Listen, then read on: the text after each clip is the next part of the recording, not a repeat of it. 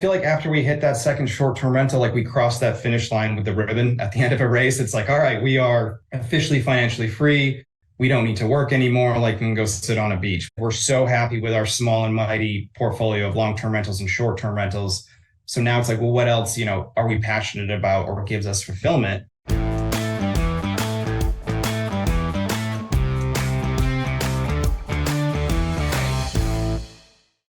Welcome to the podcast, Real Estate Investing with Coach Carson. I'm your host, Chad Carson. You can also call me Coach, and this is a show to help you get out of the financial grind so you can do more of what matters.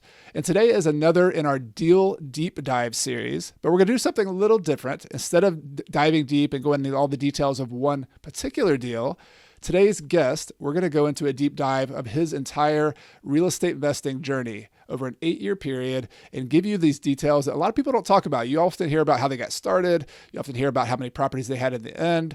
But my guest today, Joe Del Grasso, we are going to talk about his journey of buying properties, the pivots he made, the life events that have happened, and I can't wait to get into the details. But first, let me welcome you, Joe. Welcome back to the show. You were on episode number 139 back in 2020. Appreciate you coming back. Yeah, thanks, Chaz. Good to be back. Been following your journey and it's exciting to see. So it's good to just catch up again. Yeah, can't wait. And so I'm going to put a link to episode number 139. And we talked about basically the frame of that episode was the journey to buying 7 condos. And you were focusing mainly on condos in Knoxville, Tennessee over a 5-year period. So it's a great story of getting started, pivoting. I want to take a step back though, because some people might not have heard of your story or listened to that. If you don't mind, to share some highlights of where you're from, your family, and then also your professional background, and then we'll jump into the real estate journey as well. Yeah. So I'm 37 now. I grew up in Boston. I was working in television. I did a lot of unscripted TV stuff. Discovery Channel, HGTV. CMT, all that good stuff. In 2012, I moved out to LA to work at Country Music Channel. I was out there for about a year. And then an opportunity came to work on a show called Impractical Jokers. So I moved from LA to Knoxville, Tennessee back in 2013, I believe. And worked in TV here in Knoxville. Met my wife in 2015. We got married. I come from a background, very blue collar. Parents were both teachers. But as I was growing up and saw what they were doing, they were investing in, some small real estate deals. And so on 2 teacher salaries, they were able to give us a great life by just owning a few properties. And so that never sunk in, until later. I just saw it as a kid. And it's funny, like they're trying to teach you this stuff and you're working on the properties when you're little, like you never really sink in until later. 2016 came around. My wife, Andrew, and I, we were married. We were, doing well in our jobs and we were trying to think of, what to invest in. We didn't understand the stock market enough. Like I feel like we couldn't really explain how that worked in an elevator pitch. It was just, we wanted to keep it simple. I saw my parents do it. So we started buying real estate in 2016 where we bought our first deal, which was a single family condo. Had no idea what we were doing. We're not running it like a business. We didn't know anything, even with the real estate community. Never heard of Bigger Pockets, Rich Dad, Poor Dad. We were just doing our jobs and thought that property was just what you're supposed to do. You're supposed to invest. So flash forward, 2017, 2018, in my industry, the TV industry, it was just going on a roller coaster with streaming, Netflix and Hulu and Amazon, like everyone was getting into it. And it was just a roller coaster of you'd have a really good year, horrible year, really good year, horrible year. And so we were just like, what the heck is going on? Andrea was also getting grinded pretty hard on the accounting side and her job. So we were just trying to find what we could do to give us more financial freedom and financial flexibility so we weren't just tied to these jobs. And that's when in 2019, I was doing a pitch tape for HGTV and I met a guy who was really big in the multifamily space. And he started saying things like financial freedom and generational wealth. And like, I had never heard of these things. We had owned 2 properties at the time, weren't really doing anything with them. I think like the rent was going into our personal accounts. And if there was any money left over at the end of the month, we'd like go on vacation or go out to dinner. Like we weren't running them like a business. So 2019, we discovered the community. We discovered you. We discovered Bigger Pockets. I read Rich Dad, Poor Dad, the gateway drug to all of this. So true. Everybody reads Rich Dad and goes down is one or two. Yeah, that book takes you down the rabbit hole, and then you're like, all right, what else can I eat here? What other meals of real estate investing knowledge can I have? Oh yeah, it really is. It's like getting unplugged. I think I've used this reference before, but it's like getting unplugged from the Matrix. Keanu Reeves. All of a sudden, you're like, oh my gosh, I don't have to work until I'm 65. I don't have to just grind it out. And I mean, so much of the television industry is like, who can hurt themselves more? Like, who can, there's that whole bravado of like, oh, I worked 60. Well, I worked 70 hours a week. Well, I worked 80 hours a week. And there's such that grind of like, but why? And that's really where we were getting burnt out. I'd been in the TV industry since I was 15 years old. Like I started so young, and at that time I was in my late 20s, and I was like, I'm getting burnt out. And in the TV industry also, like, you kind of get pushed out, by 45, 55, all of a sudden you're the old guy in the room who can't connect to his Netflix account. So yeah, there was that. So 2019, we got focused. I mean, we discovered we discovered Bigger Pockets. We put together a plan where like, we want to buy 10 long-term rentals, and then we want to snowball them and pay them off by the time we're in our mid 40s. So like a 10-year plan, or I guess it was a little bit longer, like a 15-year plan. Like, we wanted to have 10 properties paid off and be financially free by our mid 40s. So that was the plan, 2019, 2020, when you and I connected. But, as we were going on and we were learning more and listening to more podcasts and reading more books, we were like, well, maybe there's more. Maybe there's a faster way to do this. I was, on that roller coaster with the TV stuff, and I was like, let's just figure out a way to go quicker, faster. And that's when we discovered Airbnbs. We went down the multifamily route too. And I think it's okay to like research something and get on that train and it not work out. Like, we were like, oh, multifamily, we dove in. We're like, you know what, that's not right for us. It's really cool. People are successful in it, but it's just not ours. And that's when we discovered B&Bs in early 2021. So many good little nuggets I want to go back to. The first, I want people just to think about the journey of a real estate investor. Is sometimes when you're in the journey, it's sort of hard to see the forest for the trees. Like, you're working on the details, you're working your job, you got to grind, you got a family, maybe you're taking care of other things. It's just busy. So I really enjoy like listening to your kind of how it evolved for you, and both like from a mental standpoint and also the practical side. And on the mental side, like, so many people I think sort of stumble into something like real estate investing. Like you guys were fortunate, just like I was. I had family members who did rental properties, and how lucky we were to have like a good role models. But that sort of leads you to do something maybe for reasons that are, you're modeling other people, but it wasn't, you didn't really own the process necessarily. But at the same time, you got started. Like, hey, you get your foot in the door, you got 2 properties. And I don't know if you don't mind just giving some feedback, like, because there's so many people who are just starting and they try to be perfect, and they're sort of listening to the end of the story. Maybe just talk about like your thoughts on starting and how to do it without having to worry about being perfect, and what's the best way to get into it. Like, I'd love your thoughts on that. Oh man. Yeah. I mean, real estate, I wish I could just tell everyone this, like, it's such a forgiving asset class. Like, I mean, we, on that first property, we're like, we're going to net $500 a month on this single family property. Once we actually got into it, we were so young, we didn't know really how to run our numbers. It was only netting like 200. And now, like, that's okay, because now today that property nets $1,000 a month. It's an infinite return because it cash out refied, and it's just pure profit now. And it's okay to like not hit the home run at first. Like, I feel like I have so many of my deals where I thought I was going to do better in the first 6 months. It didn't. And then ever since then, it's done amazing. So it's okay to not hit that home run, hit that first base hit, just get into it. Like, we weren't making a lot of money in 2016 when we bought it. We were doing okay. But we just getting into it and starting to build that equity is just the biggest thing I can recommend. Like, just take that first dive, because it's the same way I said Rich Dad Poor Dad is a gateway drug. That first property is a gateway drug. I've had a few friends this year buy that first property, and now they're just all in it. It took them 5 years to take that first step. Now they took that first step and they're like, oh, why didn't I do this sooner? This is amazing. Yeah, exactly. Yeah, and I think giving yourself permission, like you said, to not have to hit a home run on your first deal is really important. And I'm curious for you, like you have the benefit of retrospect, looking 8 years back, and I try to do this with my properties too. Like you can see some things you probably didn't see as a rookie investor. Like what now that it's done well, it now has increased in rent, it's increased in value. Like maybe you didn't hit a home run on the cash flow right off the bat, but what did you do well by choosing those properties that made them now do well over the next 8 to 10 years? Like, what was there anything you like? Was it the location? Was it the type of property? Like looking back, do you have a game film like feedback on that? I mean, funny enough, like that first property, the first tenants are still there, like, which is crazy to me. So, I mean, what is that? 6, 7 years later or whatnot.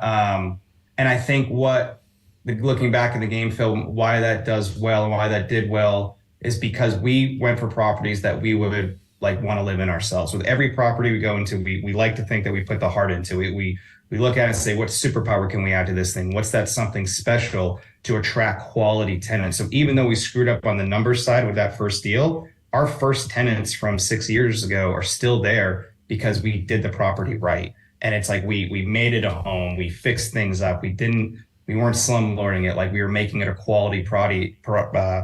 And that's why those people are still there today. And also, like, another thing I love to look at is like, there's a room there, like an open loft that we're eventually going to close in to make another bedroom. And that's just going to even increase it more. So that's just like an added bonus. Like when you're buying these properties, look for like that value add. You might not be able to afford it right now, but in 2-3 years after your cash flow and equity grows, like, find properties where there's room for improvement. It's okay that you can't afford to do that improvement now, but like one day you can, and that's just going to further your value.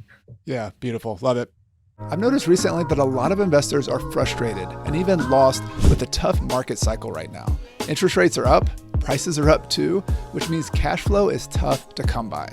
But I also know that the most profit is made as an investor during times of change and uncertainty. That's right now, and I'm seeing it firsthand. Which is why I've decided to start a private online community and coaching program called Rental Property Mastery to help you adapt and then thrive in a changing economy as a small and mighty investor.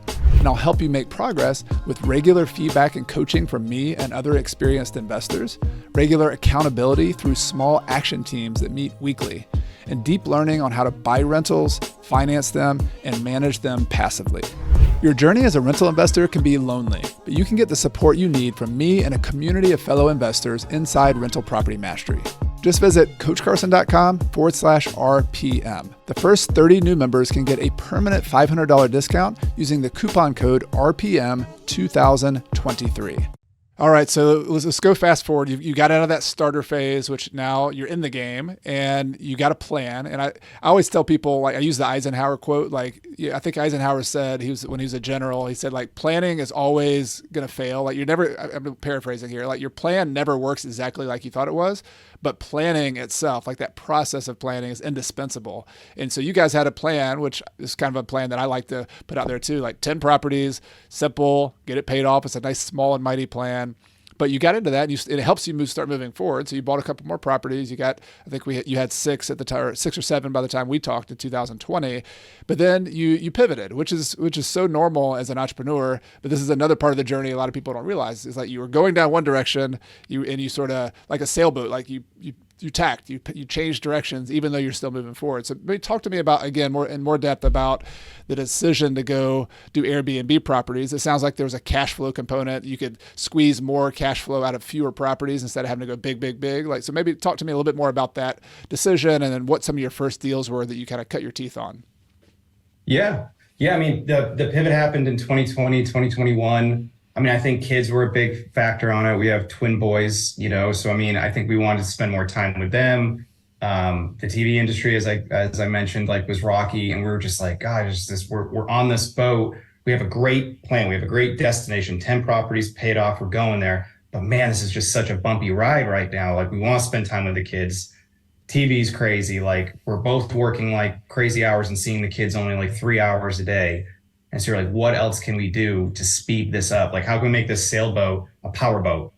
And that's when, we discovered short-term rentals, and we fell in love with it. 2021 was when we had our aha moment, which I'm sure a lot of people have had, staying at a B&B. We're like, we can do this, right? Like, we can do this. And then there's that whole pull and tug or whatnot of like, you doubt yourself, no, you're only a long-term investor, you don't know short-term rentals. You got to get through that doubt. Like that is your internal enemy is like your worst one because like it's just saying like, no, you can't do this or you can. And you just got to balance that out. And the best thing we did was just took action. Like we started calling short-term rental investors and just whoever would give us 5 minutes of their time, we took it. Actually, the place we were staying at, we called that an owner and he was super generous with his time. He's like, this is how it works. This is how I do it.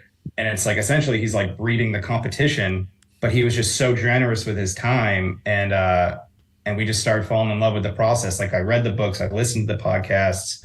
And in 2021, I think June 2021 is when we bought our first short-term rental cabin in Gatlinburg.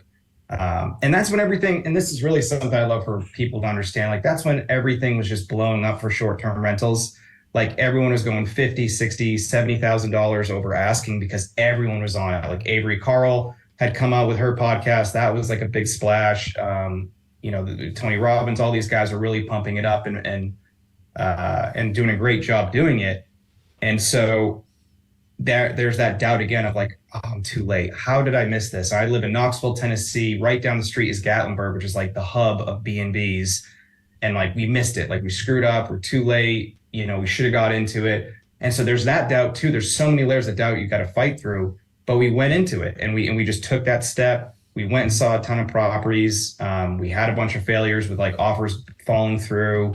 And then we finally got one in summer 2021, and today it's our best performing asset.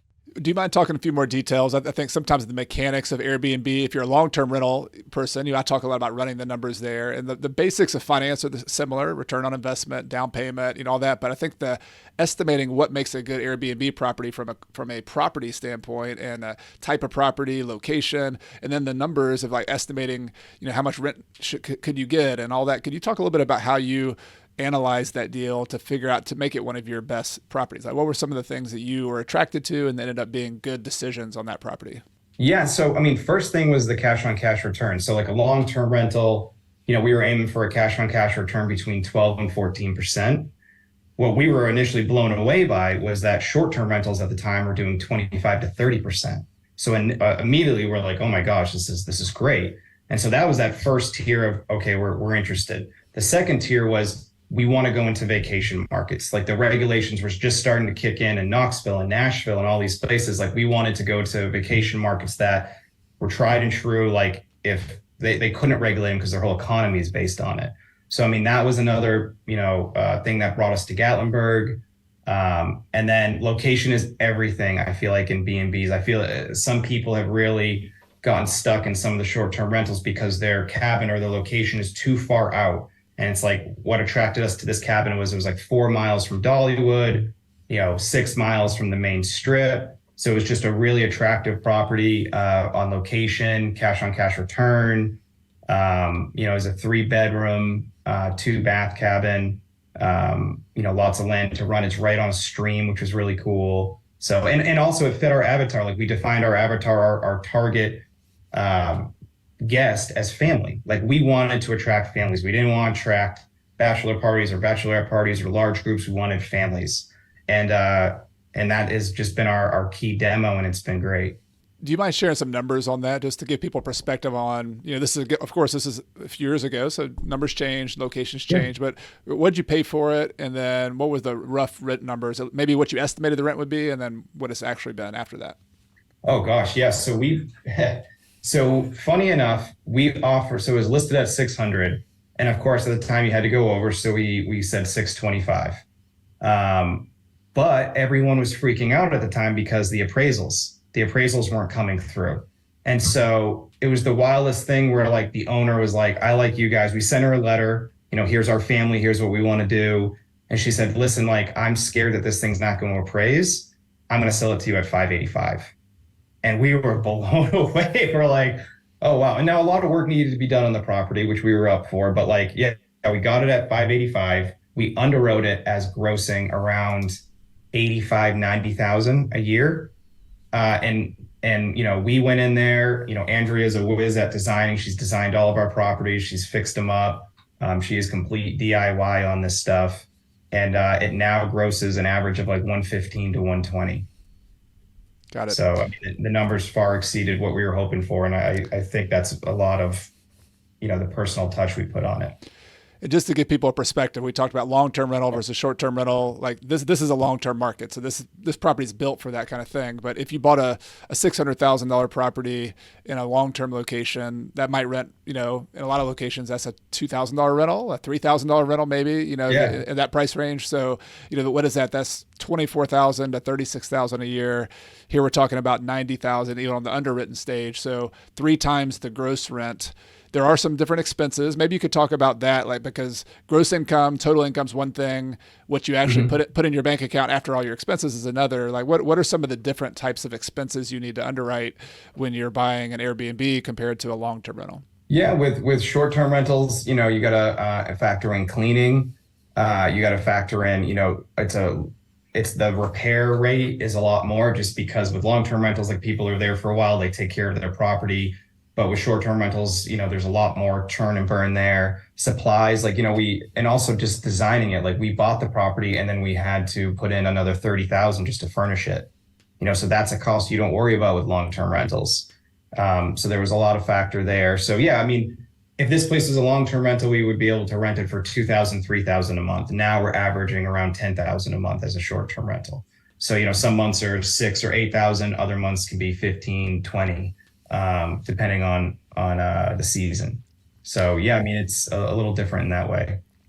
One of the tricky things when I've talked to short-term rental people who are just getting into it, one of the tricky parts is estimating, like, those numbers. Like, if those numbers are going to happen, 10,000 a month, 8,000 a month, 6,000 a month, that's if you have that confidence, that's great. But how do you get to the point where you can actually estimate what that rent is? Do you just look on Airbnb and run some comps? Do you like calendar the whole year out and say, this is the high season, this is what the nightly rate will be? I was just curious if you talk, because I know Airbnb people have that kind of process down too, because that's one of the key components, is figuring out what your income will actually be. So do you have a process for how you figure that out on the front end when you're looking at a deal? Yeah, I mean, a lot of people use AirDNA, and so that was something numbers our realtor pulled for us and said, if 50th percentile does this for a 3-bedroom, 75% or 75th percentile does that, and then 90th percentile does this. So like, AirDNA was a big way that our team worked with us to say, this is what we're projected to be at. And so that's how we underwrote it. And then we also did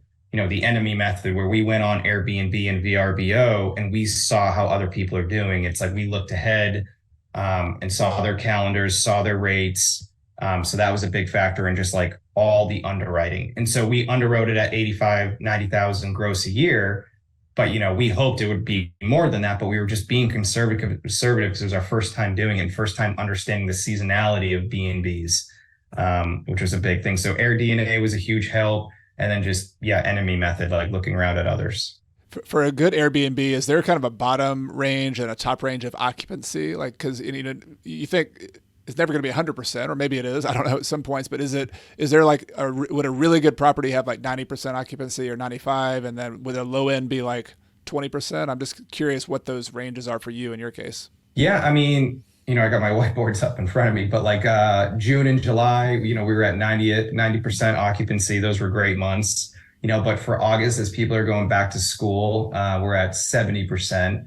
I mean, really, because we bought it right and we got a great deal on it, I mean, anything above really 40%, we're profitable. So, I mean, we try to stay around there. So, in the low season, we're at like 40% occupancy, mid season, we're 70%. High season, like a June or a December, when people are really using that area, we're at like 90, 95. That's very helpful. Yeah, I think people who are just getting into it, talking to people like you and like you got to talk to the Airbnb host, that would be the kind of question I would want to ask. Like, what's reasonable in this area? Like, what do you get, because you can look at those rates and see somebody's renting it for $300 per night or whatever the number is, but figuring out that occupancy, how many nights you can actually rent it at that rate, that's a pretty tricky part of the calculation as well. Yeah, and that's, we didn't really underwrite it with occupancy in mind, because it's like, how do you even do that with just how the months bounce around so much? So really that gross number is how we underwrote it, and making sure we were healthy enough with that. Yeah, and, so like, that was 2021. So 40% occupancy, we're profitable. But now the B&Bs that we've bought in 2022, 2023, as things have changed, it's like we need to be at like 50% occupancy. So it's changed a little bit because the buying has changed. Got it. All right. Yeah. So I love the details. I want to go more into some of those future Airbnbs you bought because you've learned so much and we can learn from that as well. But I want to, some people might be wondering, hey, you jumped from these other long-term rentals you had, and maybe they listened to the last episode and how you kind of built it, over a few years, 5 years. You've now made this big leap where you're buying the $600,000 short-term rental, plus you bought another one in the same year. Talk to me about the money. Like, how do you get the money for that kind of thing? Because I think this is an important part of everybody's story. Is like you're growing, you run out of money eventually. Nobody has like infinite cash to put into deals. So how did you guys manage to finance these first 2 Airbnbs you bought? Yeah, we got creative. I mean, we do not come from money. We've had some bad years and whatnot. So like it's, from a personal side, it's like we didn't have some big slush fund. And what we were able to do and why we love real estate so much is those long-term rentals we bought, like they had built so much equity that we were able to access that. And that's something we didn't know how to do until we got the right mindset there back in 2019, where we started learning about it all. So for, our first Airbnb or B&B, we sold one of our long-term rentals and used that cash to buy that one, which we should have done a 1031 exchange, but we were still like, we were so scared. We're like, a timeline to buy something, like that was a mistake. We should have done that. But the first B&B was bought through selling a long-term rental. But the second one, we got a little bit more educated with just creative ways to access your money and equity. So we took 2 of our long-term rentals and we did a cash out refi. So we pulled out that money, and those cash out refis paid for the down payment on the second short-term rental and also helped us furnish it. So these long-term rentals that we thought, oh my God, did we make a mistake buying these? They're not that as profitable as a short-term rental. We were like, no, these are great. These long-term rentals we have are now our foundation, and they're able to just help us level up. So these 2 long-term rentals, we cash out refied them, used that money, bought our second short-term rental, and we were off to the races there. Love it. So at the end of that process, you have this new short-term rental, you have the cash to do that. That's obviously got a good cash flow potential. Were your long-term rentals still like on a cash flow basis? Were they still making a little bit of cash flow, a lot, break even? Like what did they look like after that was said and done? Yeah, and that's a good note because, with cash out refis, you have to be careful. Like don't cash out refi, then look at the numbers of that property you refied, and it's like all of a sudden it doesn't cash flow anymore. So we were really careful to run the numbers there. Like those properties we cash out refied, they were still profitable. Where they might be making a few $100s less that month, but it was more important for us to access that equity to create 3 times more of the cash flow now with a short-term rental. So yeah, we took a little bit of a hit on the cash flow on 1 or 2 of the long-term rentals, but that was okay because we then 3x'd our overall portfolio with the short-term rental. Love it.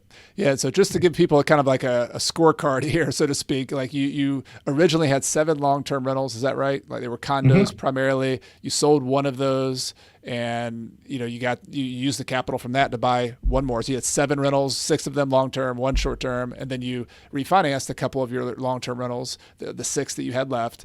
And then you used that to buy 1 more short-term rental. So at the end of the day, the dust settles, you got 6 long-term rentals, 2 short-term rentals, and that's kind of your new direction you're going in your portfolio as of like 2021, which is about 5-6 years after you started. Is that sort of a good summary of where y'all were at that point? Yeah, spot on. At the end of 2021, we had 6 long-term rentals and 2 short-term rentals. Great. And I just want to make a comment about you and some other people I've talked to. This is a pretty smart, common way that I'm seeing small and mighty investors balance their growth. Like you mentioned, you wanted to accelerate a little bit. I've seen so many people who they start with the long-term rentals and then they add like some short-term rentals to their portfolio. And it just provides a really interesting balance of cash flow. You also have growth. You also have, the potential future growth of the properties on both sides. But then maybe you could talk a little bit about that, having a portfolio of a mix of long-term and short-term and what that does for you in terms of your overall progress as a real estate investor. I love it. I feel like there was some pull when we were initially getting into the short-term rentals to dump all of our long-term rentals and go full steam into the B&Bs. And I'm so happy we didn't, because I think that you need balance. It's like we have our 6 long-term rentals. They are the foundation of our portfolio. We hope to always have them. One is actually paid off now, which was great. And then the short-term rentals like our sexy cash flow beast, It's like they're really bringing in the cash flow. They're going to have amazing months. They're going to have so months. Like, it's that variable there. But our I think it's so important to have that mix. I was just talking to a friend the other day, and he was talking about getting rid of his long-term rentals, and I was like, don't, like, those are like, access the equity there, use it as a tool, but like those long-term rentals are your foundation. Like that allows you to get a little risky with the short-term rentals and dabble in other things because that monthly cash flow is locked in and it's coming in. So diversity, I think, is huge. I don't think we'll ever be one way or the other, all short-term or all long-term. I think diversity is huge. Can you talk a little bit about the difference in long-term, short-term on the management side? Like, do you spend a whole lot more time on the short terms? Is it a little bit more time? Like, just from your personal standpoint, what does that look like? Oh yeah, no, there's definitely more. You got to earn that extra cash flow there. So there's definitely more work there. I mean, for instance, a long-term rental, we might get 2 calls a month. Like it takes nothing to run those things. And 2 calls a month, I feel like, is even exaggerating a little bit. Like long-term rentals, if you buy right, manage them right, I go a year sometimes without hearing from a tenant, which is just amazing. Short-term rentals, on the other hand, that is a like manual, like 5-6 hours a week because you're managing all of the tools and software. There's so much amazing automation that comes with it. We have a dynamic pricing tool called Priceless, which sets all the pricing for us. Great. We have our booking platforms, which is Airbnb and VRBO. That's where people come to book. Amazing. We have our property management software, which interacts with the guests. It sends them door codes. It sends them property information. Like that's the messaging right there. Like people genuinely think they're talking to us, but they're really talking to our property management software called HOSPITABLE. And then we have software for our cleaners that, books this. So really what you're doing is you're managing your mini empire of technology.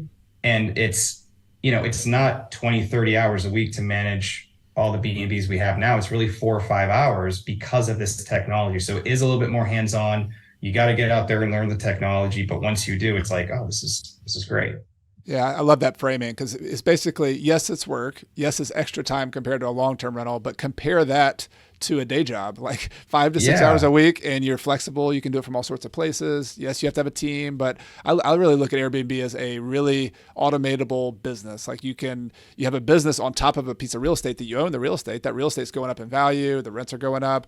And you also have this business that generates income that can replace your job, which is back to your point about accelerating your need to have a job. And I want to go full circle in a second and talk about your job, but that's the beautiful part about it. It's like this, you have systems, you have technology, but now you have income, which is giving you this base while your overall portfolio also builds wealth. So it kind of gives you the best of that cash flow versus wealth building balance. Yeah. Yep. That's exactly right.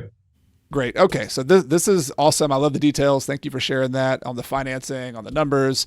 I want to take a little detour because this is how life happens. And fast forward to 2022, I remember watching, we follow each other on Instagram and seeing some of the stuff you were having to go through in 2022. So maybe if you don't mind just sharing some of your kind of personal medical journey and how that sort of gave you some testing of this whole system that you have going on. Unwanted testing. Yeah. So at the end of 2021, we had bought our second short-term rental. We had the 6 long-terms and the 2 short-terms. We were, in all technical ways, like we were financially free. So I had left my full-time job. Andrea was getting ready to leave her full-time job. But as life happens, I started having some health issues. Even 5-6 years ago, I started getting really dizzy and nauseous and getting crazy headaches. We spent years trying to figure it out. What was it? Like when you go to a doctor and say, hey, I'm really dizzy and nauseous, they test you through everything, kidneys, heart, blood, just everything. And what kept coming back was, I was born with a condition called Chiari malformation type 1. It's where my brain stem dips back into the spinal canal. And what's happening is my brain stem is getting squeezed and it's causing a plug. So I'm not getting fluid to the brain. And also my brain is literally just being compressed. And so it was a road I did not want to go down. I think at the end of 2021, we were so worn down from just like, how can we fix this? I mean, I was wearing sunglasses inside the house. I was getting so sick. My kids thought that was funny, but dad walking around with sunglasses. But I was just really hurting, and we just got to a point where like we got to do something here, and it was getting worse. The compression was getting worse. My brainstem actually had gone down another millimeter, like down the spinal canal. So it was a really scary thing. So in February 2022, we decided to have what's called Chiari decompression surgery. So we flew all the way out to Colorado to have it in February. And what they essentially did was, they removed a part of my C1 spine.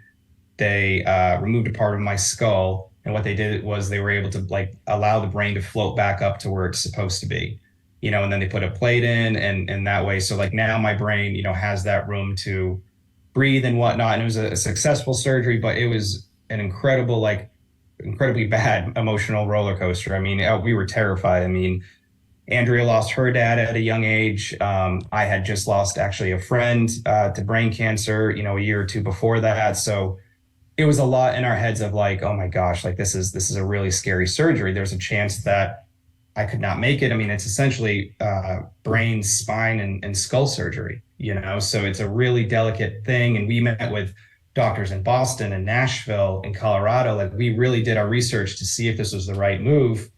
And so, yeah, we had the surgery in February. We were scared, but one thing that really felt good that I felt pride in is that, when Andrea lost her dad, they were bankrupt 3 months later, and they lost their house.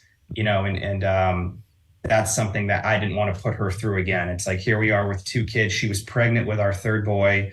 And I was just going through all the emotions of like, I want to make sure they're taken care of. And where I felt great pride was we have this real estate portfolio where if I'm not able to work again, or if something bad does happen, like they're okay. Like my kids are okay.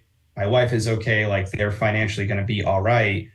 And it was a lot, and everything turned out great. The surgery was a big success. And it turned out all right. But it's those months leading up to a surgery like that were like it was a dark path to be on, because you're just like, oh my God, who's going to raise my kids?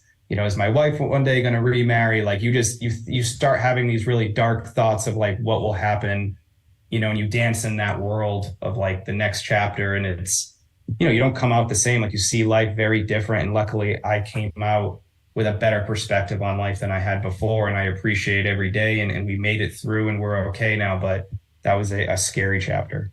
Gosh, incredible. I can't imagine. And on the other side of that, so how long was the recovery? Like surgery early 2022, like the physical time you had, and then also just like before you could start thinking about, thankfully everything you recovered great. What amazing news. Like how long was that whole process that you sort of put life on hold and kind of pivoted from your health standpoint? Yeah. I mean, I was, I quit my job to focus on real estate, and I was consulting on some TV stuff, whenever I could. So, the month leading up, I was off, and then I couldn't really work for 2 or 3 months after.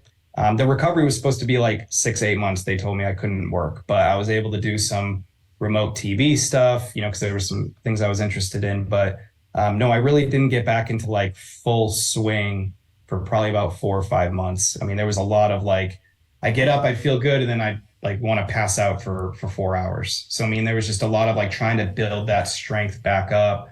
And it was a lot on my family too. Like we had to have family come in and take shifts on me to take care of me. Andrea was super pregnant at the time, so she was also getting ready to give birth, and it's like I couldn't help. So it was a long. The first half of 2022 was pretty much. I remember writing our goals for that year, and it was like the big thing was just health. I don't care about anything else. We don't care about anything else. It's like we got to get me through brain surgery, and we got to get Andrea through childbirth, and it's like those are the two main things. Like the theme of 2022, that first half was just get healthy.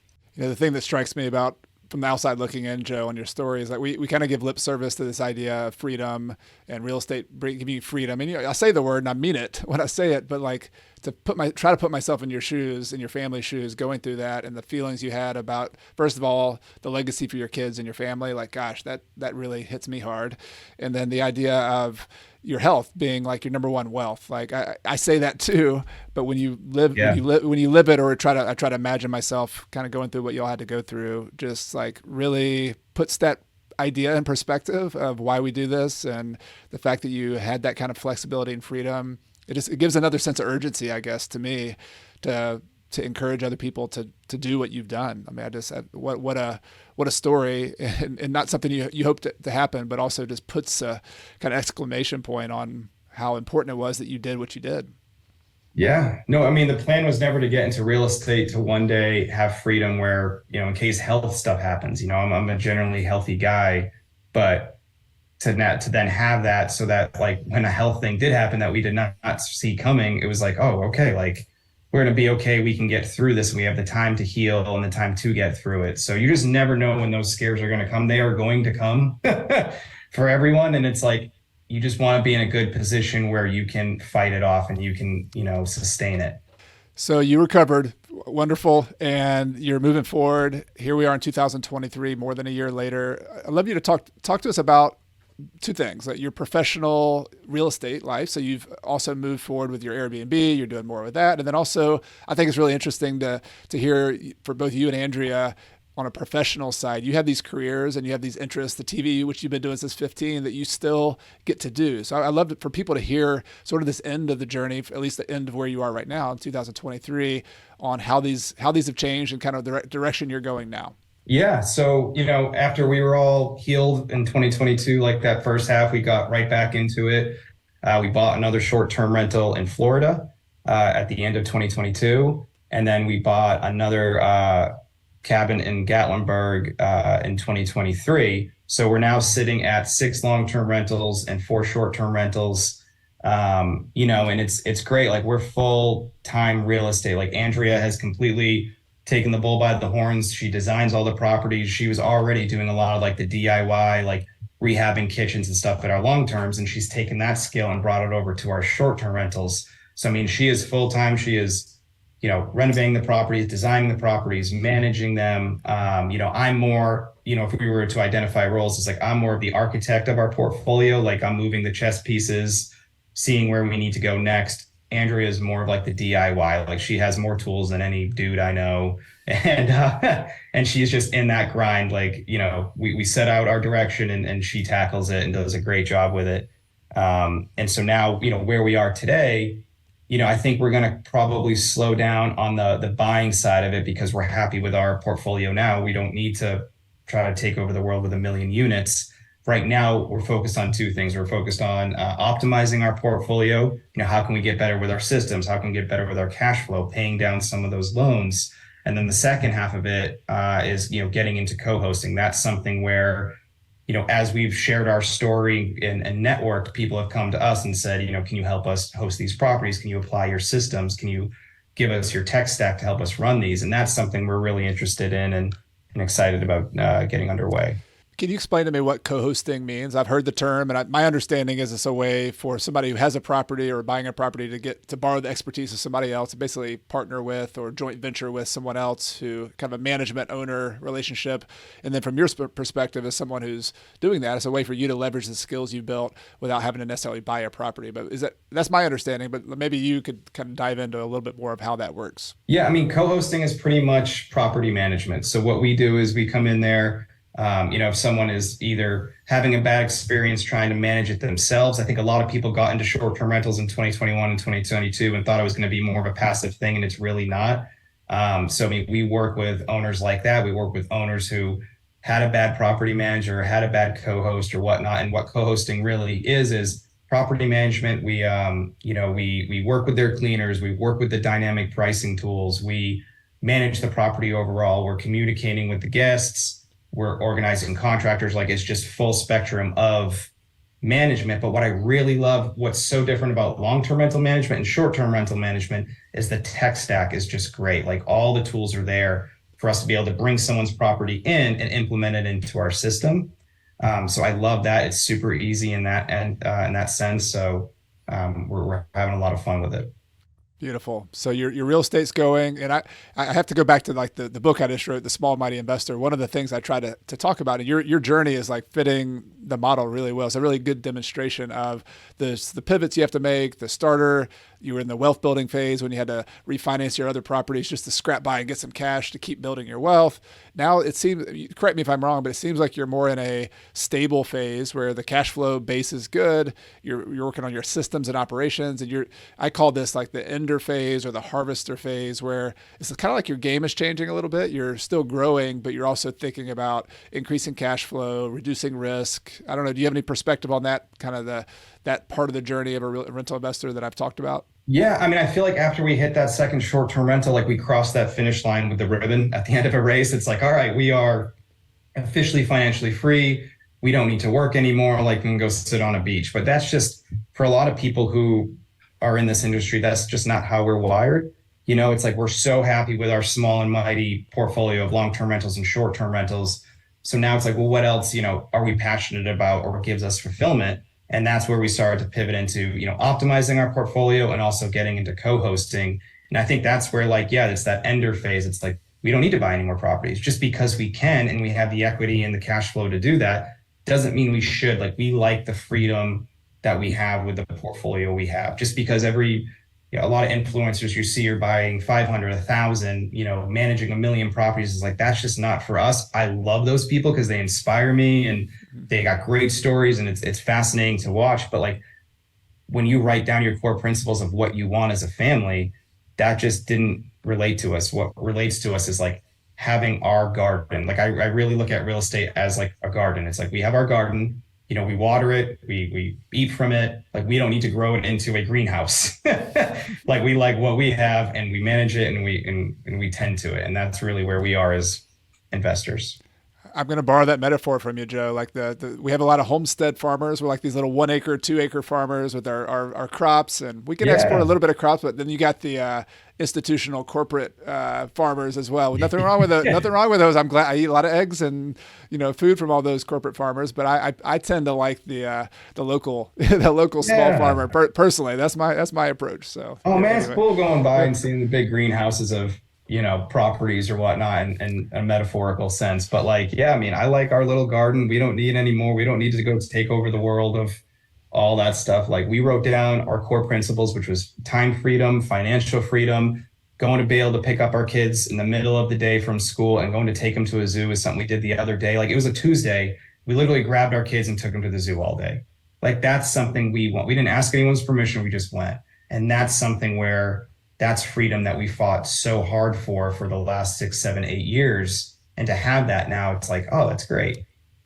Yeah, and redefining success that way, like it's hard for sometimes to measure that and say, I took my kids to the zoo, like that to get that point, you have to have the amount of time, you got to have some money, of course, but like you've hit it, like you've gotten there. And I've had the same experience taking my kids to Spain and living there, and I just had to pinch myself and say, like, wow, like this is when I defined success. I didn't know exactly what it felt like. I didn't know exactly what I would be doing, but like this moment, this experience is success. And you taking your kids to the zoo, like that's success. Like that's one moment in time in a string of a lot of other moments, but that is why we do this thing. That's why we have cash flow and free time and flexibility in a small portfolio. Yeah. I think the zoo day really felt like, I felt like that was like my winning the Super Bowl moment, where I just sat back and realized, even though it had been some time since we gained that freedom, where I'm like, this is what it is. Like, this is just being able to do what we want, when we want, with, who we want. Like that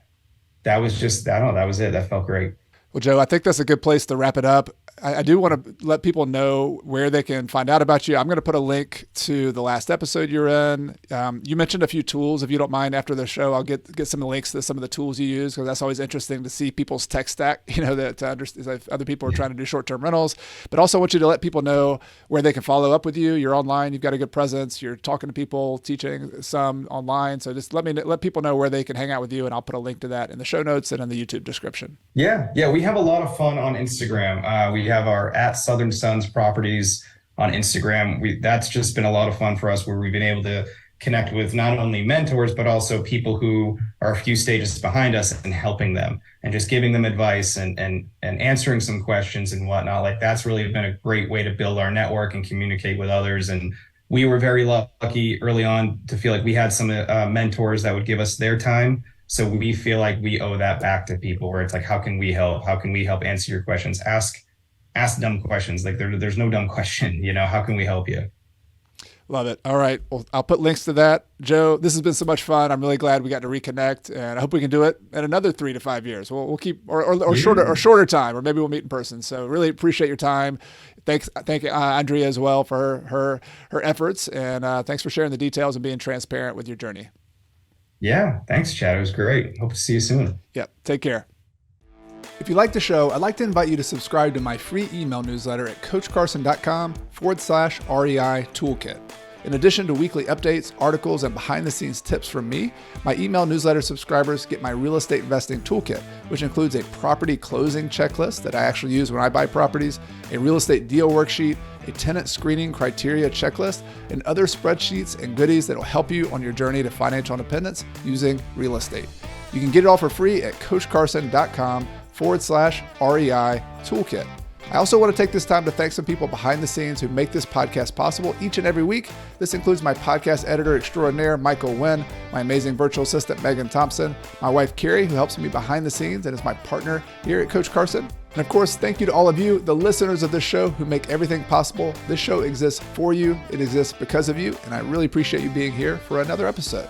Everything I've shared with you in this episode has been for general education purposes.